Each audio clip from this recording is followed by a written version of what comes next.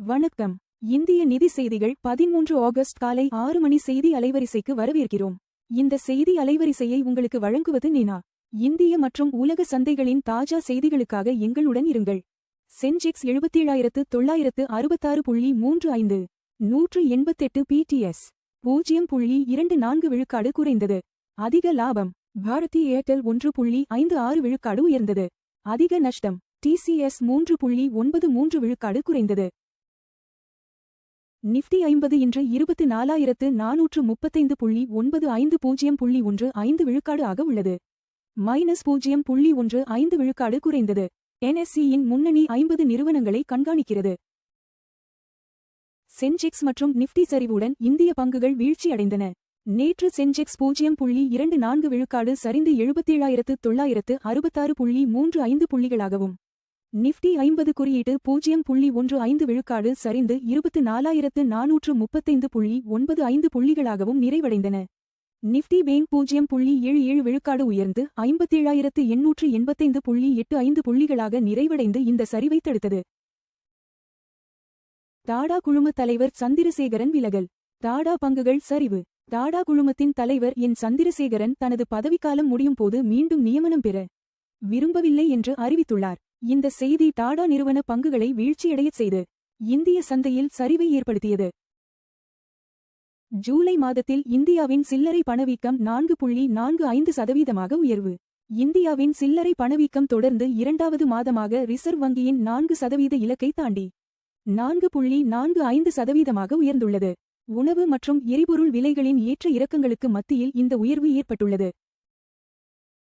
ஜூலை மாதத்தில் அமெரிக்க நுகர்வோர் பணவீக்கம் 3.4% குறைந்தது. ஜூலை மாதத்தில் அமெரிக்க நுகர்வோர் பணவீக்கம் ஆண்டுக்கு ஆண்டு 3.4% குறைந்துள்ளது. இந்த மென்மையான பணவீக்க தரவு அடுத்த மாதம் வட்டி விகிதங்களை உயர்த்த அமெரிக்க பெடரல் ரிசர்வ் வங்கிக்கு உள்ள அவசரத்தை குறைத்துள்ளது. இந்தியாவின் பிபிபி மதிப்பீட்டை தக்கவைத்து 6.4 விழுக்காடு ஜிடிபி வளர்ச்சியை கணித்த ஃபிட்ச் ரேட்டிங்ஸ் இந்தியாவின் இறையாண்மை கடன் மதிப்பீட்டை தொடர்ந்து 20வது ஆண்டாக பிபிபி ஆக தக்கவைத்துள்ளது. நடப்பு நிதியாண்டில் இந்தியாவின் ஜிடிபி வளர்ச்சி 6.4% இருக்கும் என்று இந்த நிறுவனம் கணித்துள்ளது. மணப்புரம் பைனான்ஸ் புதிய சிஇஓ வாக ஆஷிஷ் சிங் நியமனம். மணப்புரம் பைனான்ஸ் நிறுவனம் ஆஷிஷ் சிங்கை தனது புதிய சிஇஓ வாக நியமிப்பதன் மூலம் குடும்ப நிர்வாகத்திலிருந்து தொழில்முறை தலைமைக்கு மாறுகிறது. இந்த நடவடிக்கை இந்த வங்கி சாரா நிதி நிறுவனத்தின் குடும்ப நிர்வாக சகாப்தத்தின் முடிவை குறிக்கிறது. சர்வதேச சந்தையில் தங்கம் மற்றும் வெள்ளி விலைகள் சரிவுடன் நிறைவடைந்தன. நேற்று தங்கம் விலை ஒரு ட்ராய் அவுன்சிற்கு $4,461.60 ஆகவும், வெள்ளி விலை ஒரு ட்ராய் அவுன்சிற்கு $65.30 ஆகவும் சரிவுடன் நிறைவடைந்தது. வெள்ளி விலை 0.39 விழுக்காடு சரிவை பதிவு செய்துள்ளது.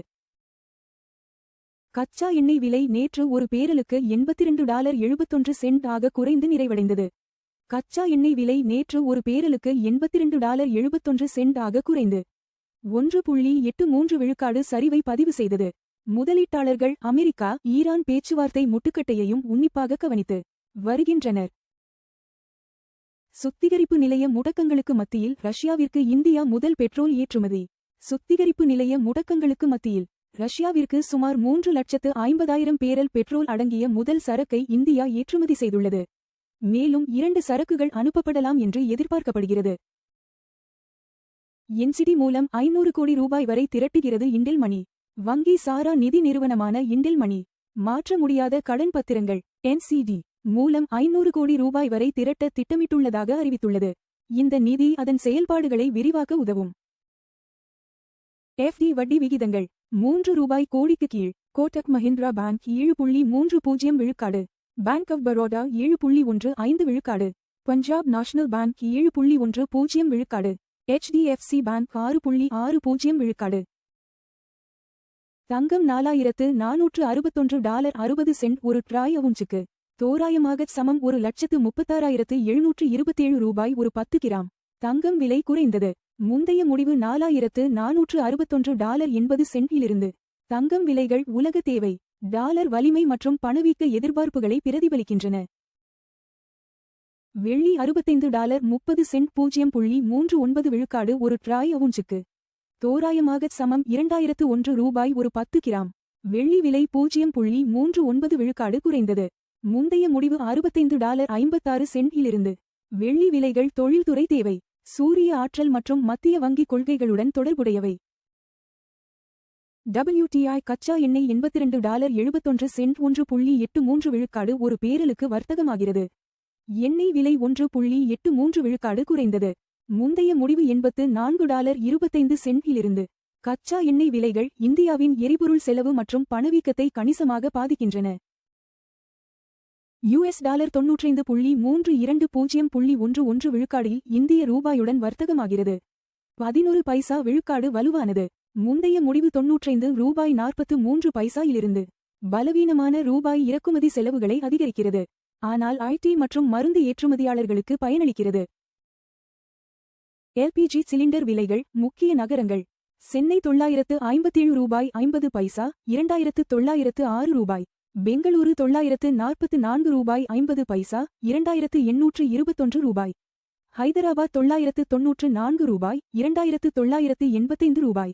ஆந்திர பிரதேசம் $966.50, $2,921.50.